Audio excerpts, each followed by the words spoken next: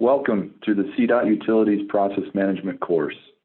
My name is Rob Martindale. I'm the CDOT's headquarters Railroad and Utility Program Manager. I've been with CDOT now for 17 years. I was formerly in Region 3 as Utility Program Manager. And I'm Joe Carter. I'm the Region 3 Utility Engineering Program Manager, and I've been with CDOT for a little over 5 years. Thanks, Joe. Today we'll be discussing several modules, as you can see on the screen, 6 modules in fact.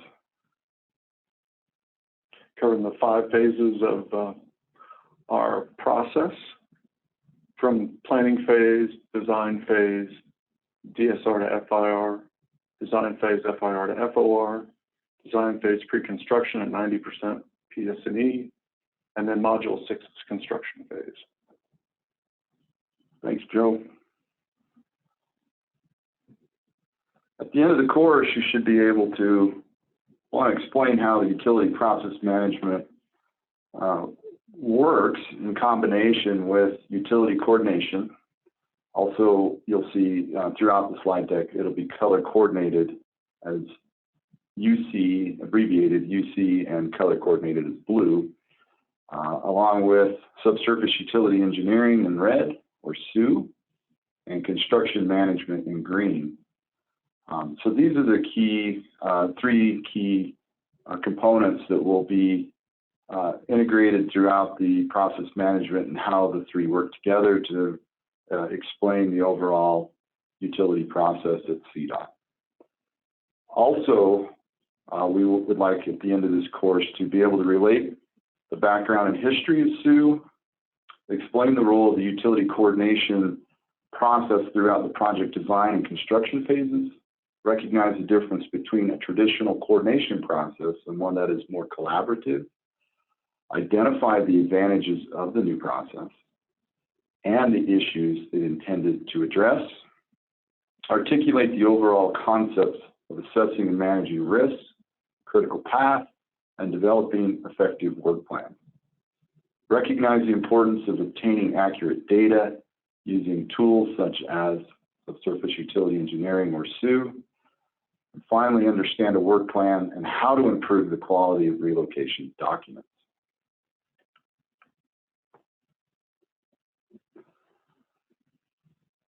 The introduction of SU in Module 1 is a key component of the utility process management process. And so we're going to take a few minutes to, look at the history and timeline of how SU became a new law within Colorado state statutes in 2018.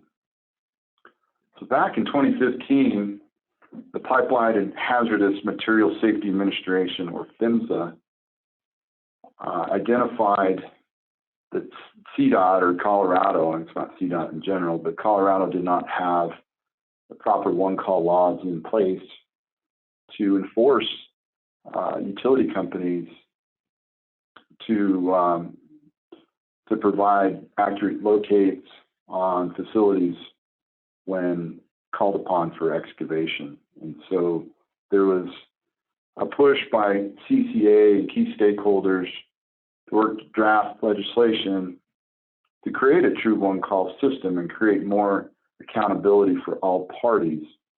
And the bill was co-sponsored by Senator Ray Scott and also Senator Kerry Donovan. And this legislation was also kind of pushed after the April 17, 2017 Firestone explosion, which was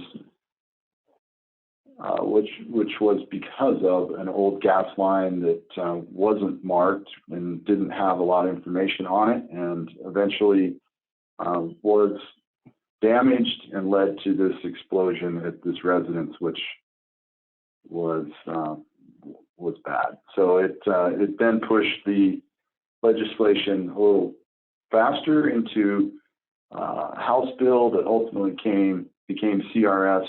9-1.5101, and it actually just modified the existing excavation Colorado Revised Statute. So this statute was on the books, but it added and amended the original C.R.S. to include more language around pre-construction planning and subsurface utility engineering and the creation of a true one-call center. C.R.S. 9-1.5101, also known as the 811 law or one-call law, has many different terms, but eventually, you know, its goal is Colorado damage prevention law. And so what it intended, the key points for this law was to create a safety commission. That's the accountability part that didn't exist. The new one-call requirements, mandatory membership to Colorado 811 as a tier 1 utility, if you're a utility, and subsurface utility engineering for design projects. The state statute applies to utility owners, professional engineers, contractors, excavators, public entities, local agencies, and other governments as well, like CDOT. Components of the law include Safety Commission, a 15-member commission appointed by the governor. CDOT has a person that is assigned to the Safety Commission as one of the 15 members. Creates best practices and training to prevent damage to utilities. Adheres to designating and documentation standards. Reviews complaints related to the law. Orders remedial actions and penalties. Issues fines from anywhere from $250 to $75,000. And the Safety Commission link that explains a lot of this in more detail is shown below, or shown on the slide, as you can see. Changes to the one-call system include all underground facility owners and operators will be required to be Tier 1 members for utility notification through the UNCC by January 1st, 2021. Project owners can notify utility owners of a pending project and request existing utility location records through UNCC.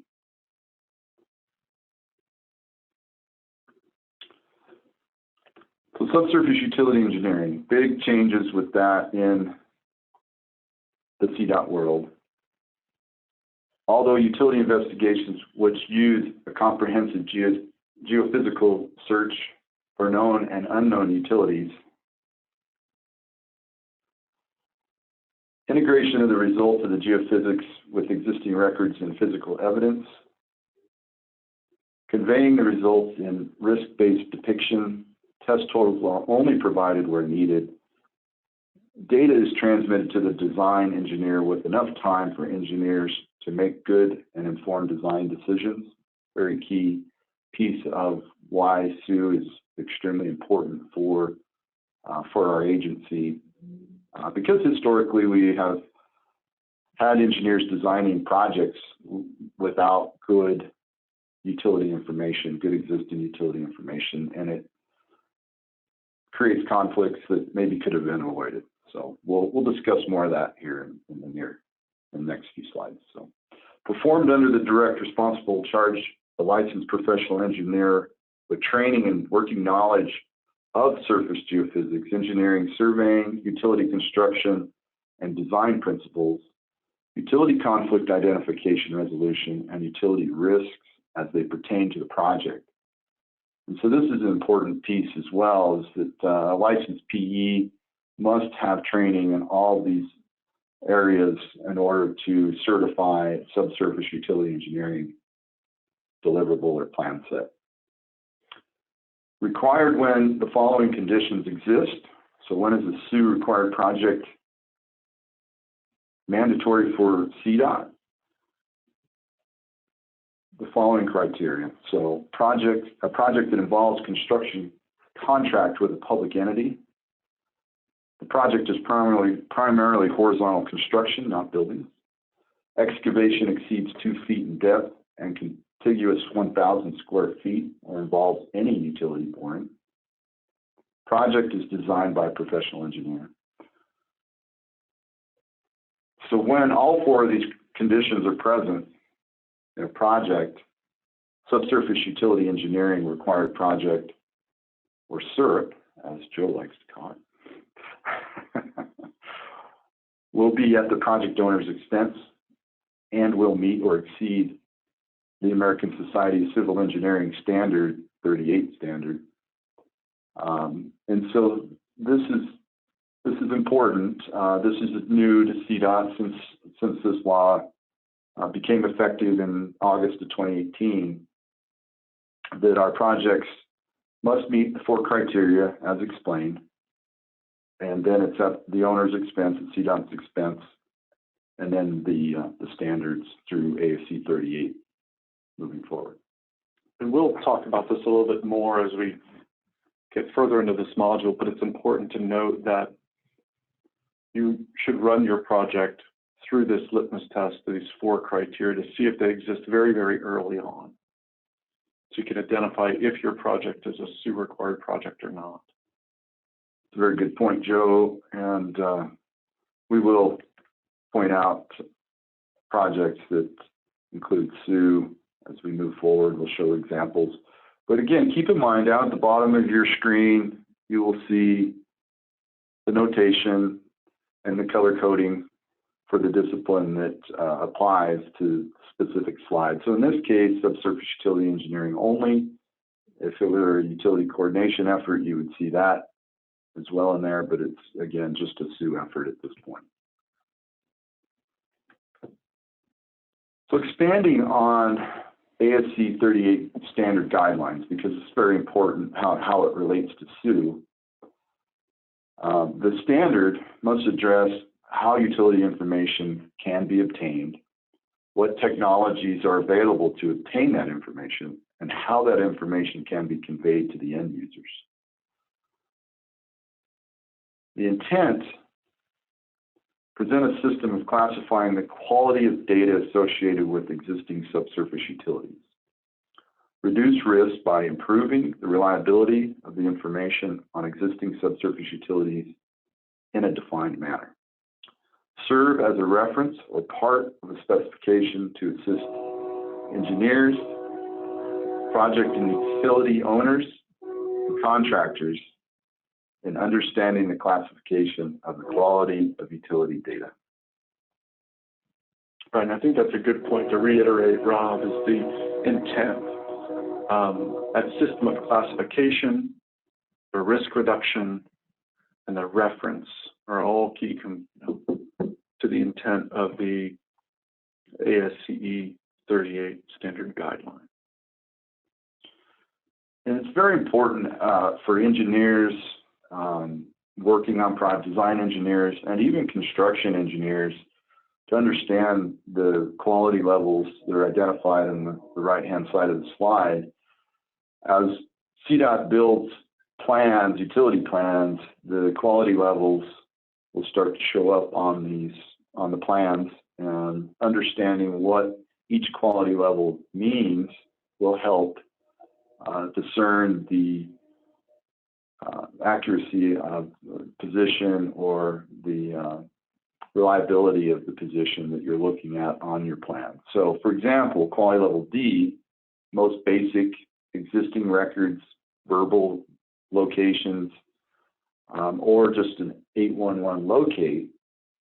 So, you know, quality level D, when you look at a plan set, if it's shown that way on a plan and it's gas line with quality level D, the likelihood that that location is as dependable as quality level B is, you know, you will see that it's not as dependable, because the amount of effort to locate it on the plans is not the same. And so, so when you look at D, just keep that in mind, that it is from the most basic existing utility records. And then moving from D to C, this is where surveying visible above or below ground utility features and estimating the approximate underground location. So you, for example, you survey a manhole lid, a couple of them, and then you connect the manhole lids with existing underground line, but maybe you didn't open the manhole lids to verify, but you know that they connect from one point to one point. So you're using the above ground features to collect subsurface utilities without actually seeing them. You're just making the assumption from the surface. Same with handholds for fiber and pedestals for telephone. You can survey those, and then you can, with records from quality level D, can then add those features on your plans. And so that's done by the subsurface utility engineering team or utility engineer that's determining the quality levels throughout the SUE process.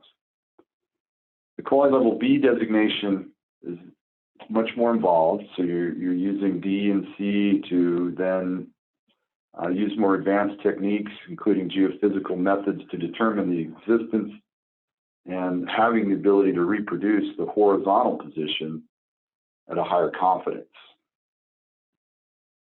And then once you've taken the 2D quality level B information and you have the need for a precise three-dimensional location, you then approach quality level A with precise mapping, where you then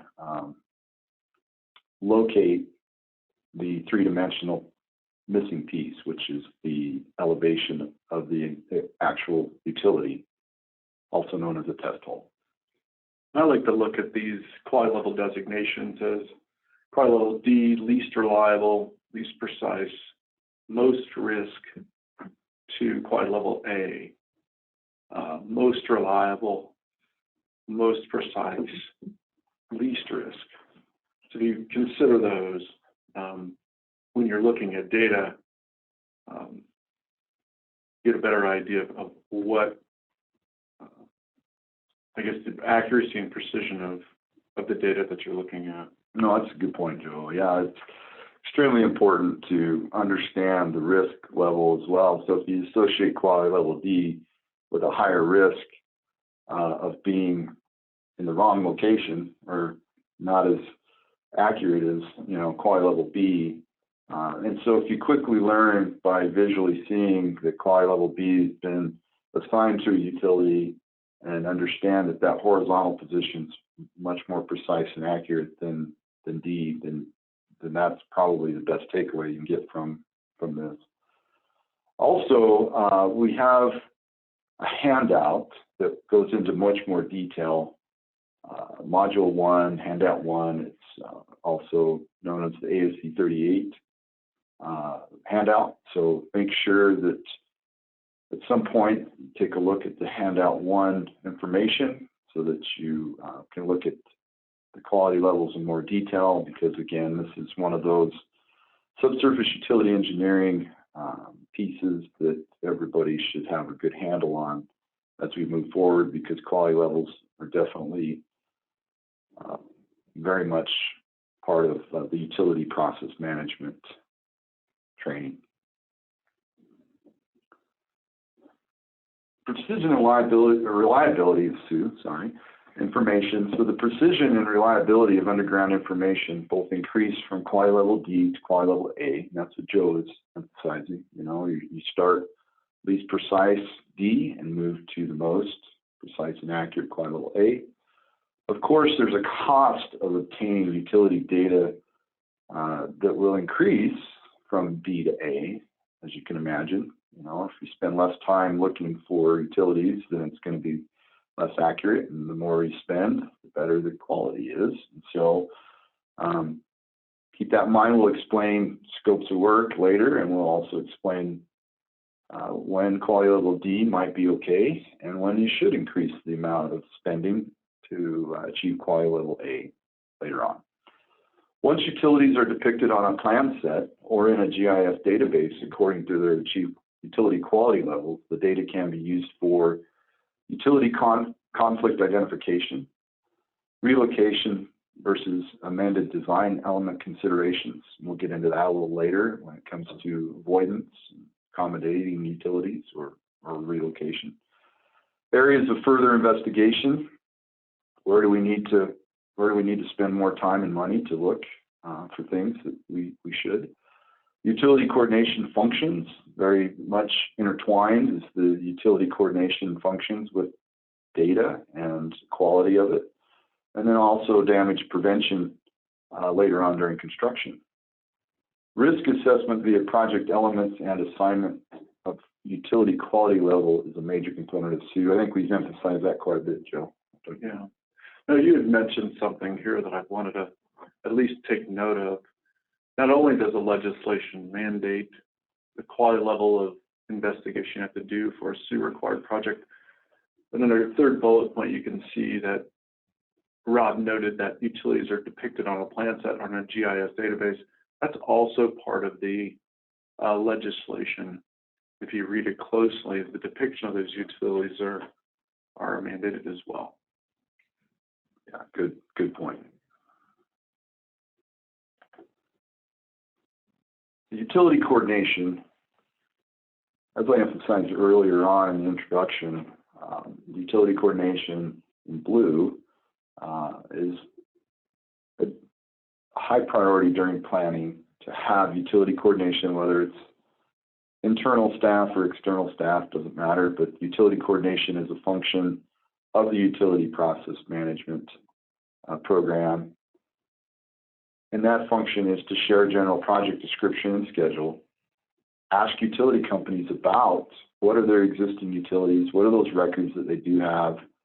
Maybe this is a function that happens prior to SUE early on, but regardless, the utility coordinators are those that are interacting with the utility companies most and working on asking the questions like plans, do they have any plans to upgrade or add any new utilities within our project limits? Any public right-of-way agreements, any private right-of-way easements, recorded documents, prescriptive rights, things like that are extremely important on the utility coordination side.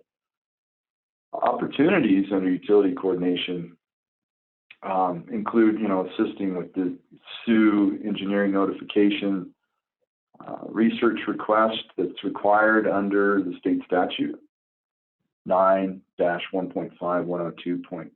To be specific, if you guys are that interested.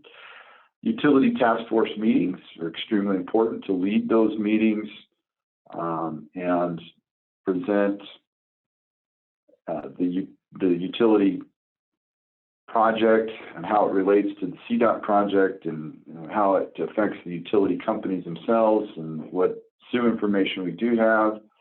That can also include, several utilities in one meeting under these task force meetings and including designers as well.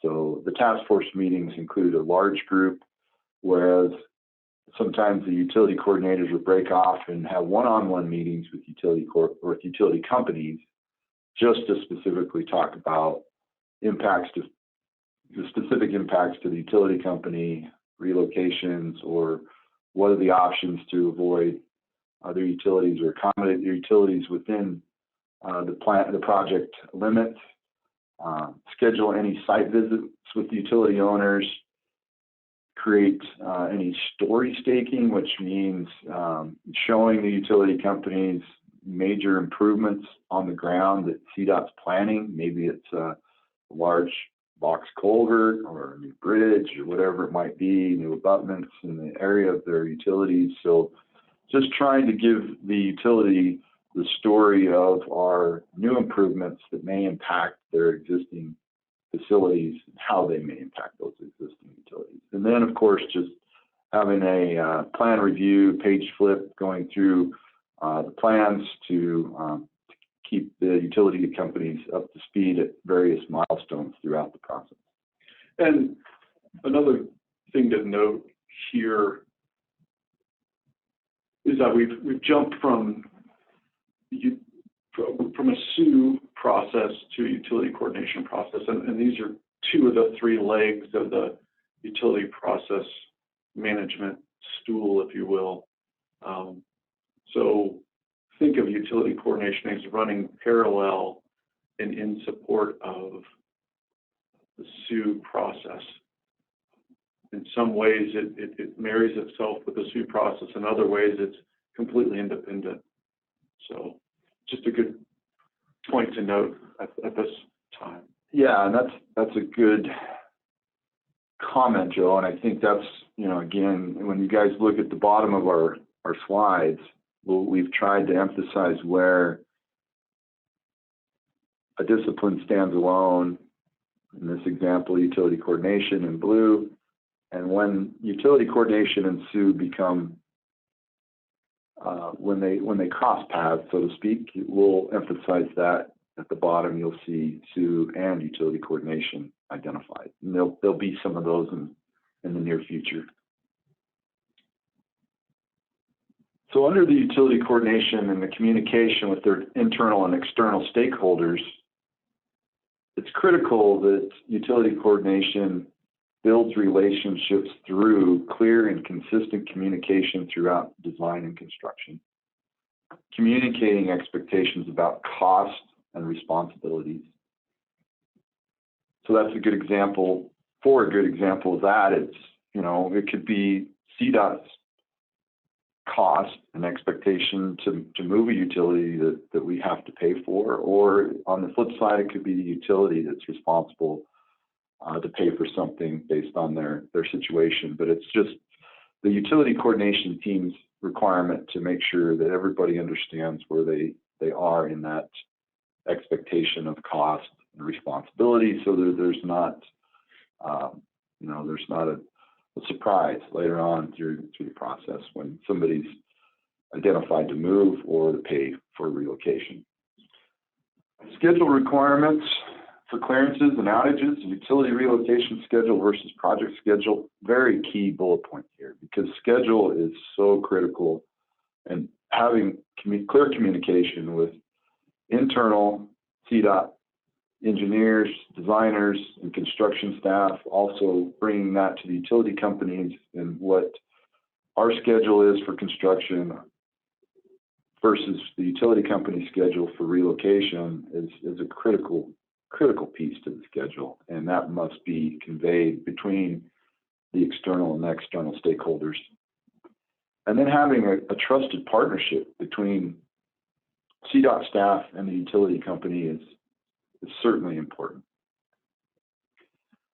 And then objectives for utility coordination are certainly to avoid utility impacts whenever feasible. Obtain a ballpark estimate in relocation is required in order to budget and convey to internal and external stakeholders what that might look like. Provide our available information, including geotech reports and survey data. Very critical to the utility company's success if they have all the information they need to define where their utilities are and where they need to go. Establish which utilities are reimbursable, extremely important. Again, goes back to that bullet point on the other side when it comes to communicating expectations about cost responsibilities. Collaborative and interactive relationships to develop quality work plans, schedules, and proposed alignments in partnership with utilities. That ties directly to trust in that partnership. If you continue to convey that well, you will have trust with utilities, which means the utility companies will likely move quicker and within the expected schedules that are promised. And there's a lot to unpack in this slide as I look at it more closely, but a couple of points. One, you know, as Rod said many times, really identifying which utilities need to be relocated and at whose cost. You know, further down the road, design decisions can be made upon the cost of utility relocations. Do we move this utility or do we avoid it? And who's responsible for that cost? If they're public utilities and they're on CDOT shoulders to relocate and maybe reimburse, future design decisions may change because of that point. Yeah, good point. You're right. There is a lot to unpack here, and we'll attempt to unpack it more and more as we go along through this training. So discussing utility coordination meetings, what's the objective? What's the importance of utility coordination? And so results, obviously utility coordination will want to present the results of the SUE investigation and the quality level B specifically investigation during meetings with utility companies, and having that information available and how the SUE investigation compares with what the utility owners think they have is certainly a critical piece, because the records that utility owners have may be less than desirable and may be a lot less accurate than the amount of effort that went into the SUE investigation. So it's critical that we know that everything is in line with what the utility owners think, because any potential conflicts and relocations that might be required are definitely going to be based upon that data. And so if we know what we have and what we're dealing with, then we can move forward with really pinning down the responsibility for the cost of the relocation, who's going to do the work, the utility owner or CDOT contractor. When can the work be accomplished? Prior to the project, hopefully, or during the project, is always something we have to balance when it comes to a project, utility project. The project schedule, so the utility owners can plan accordingly, extremely important. There are some utility owners that can only move utilities at certain times of the year, so we have to make sure we're aligning that. And then talk about a plan for quality level A investigation based on those potential conflicts. And so, again, when we look at spending additional money, we really want to focus in on where are those true conflicts, where do we want to investigate and spend the time and money to obtain three-dimensional information or quality level A information for those utilities. Yeah, and you know, this slide actually speaks to maybe some of the documentation you need to go through as you're working towards your design effort. You're moving slowly but surely towards construction. You go through these steps and you document these conversations and communications and how you've worked collaboratively with these utility companies over time. It really begins to build a case in case there are claims down the road or there are issues that come up. You have these milestones within your process, these utility coordination meetings that you can refer back to and note that we talked about these things, note that we brought this to your attention and you had opportunities here. So these are important steps to keep in mind as you move through your project. And yeah, very good, Joe. Good points.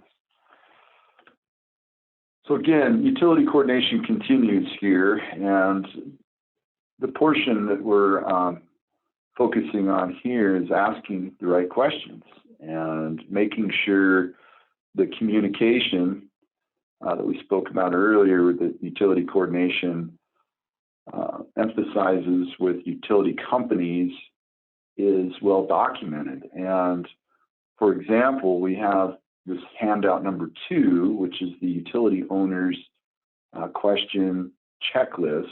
And so this example is a telecommunications or just communications. It could be fiber, it could be telephone, it could be cable, TV. But this example that you see on the screen is the communications checklist.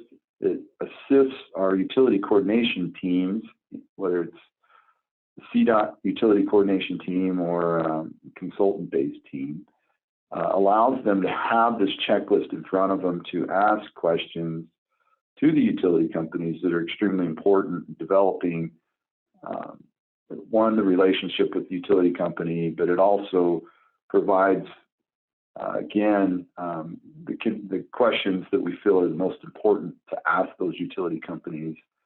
For example, do you have as-built drawings of your communication systems? Yes or no?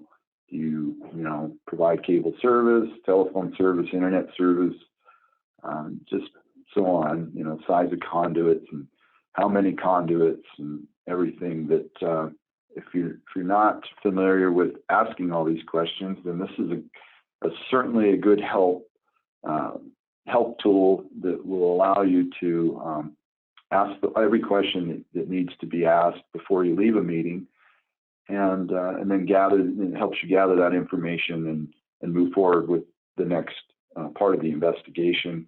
It's going to also be provided to the suit vendor that comes in to help with the investigation, gives them an idea of where and what to look for when it's critical for them to start their piece of the work. So very important to gather and have all the proper information. So again, handout number 2, module 1, utility owners questions. Joe, anything on that? Nope, I'm good. Well, we'll conclude this module 1 by looking at the end-to-end CDOT process here on this slide. So when you look at this slide, you'll see that we have the planning phase identified, the 0 to 30% design phase identified, quality level B to 10% design goal. We have 30 to 90% design phase identified, 90 to 100% design phase, and construction. And then we have our boxes that identify under those phases what SUE required information will fall within the planning phase, within the 0 to 30, what we'll investigate during the 30 to 90 and 90 to 100 as far as getting ready for the project to go to add, and maybe it's now a utility project that's going to construction. So we'll explain kind of early relocation and timing, and all of this is included in utility coordination activities that are running parallel to the subsurface utility and engineering phases here. So extremely important slide. You'll see this more throughout the rest of the modules, and we'll rely on it to articulate where we're at in each phase and elaborate on that more in future modules. And as you look at the slide, you might notice above the second blue box that the goal here within subsurface utility engineering is to really have your investigation done very, very early on in the project. Once you've identified that you are a SUE required project in your planning phase, right out of the gate, the expectation at CDOT is you're going to be achieving that quality level B information from a SUE investigation by 10% design. So 0 to 10%, you should have your utility investigation completed so you can move on towards FIR completion and the next step, which would be conflict identification and quality level A investigation. So utilities they exist in your project. It's base data collection that should happen very, very early on in your project. Very good point, Joe. And I think this in module 1 obviously was intended to just explain subsurface utility engineering, and then we'll get into where that fits into the actual planning and design phases moving forward, construction, things like that. So just keep that in mind and stay tuned for module 2. Thanks.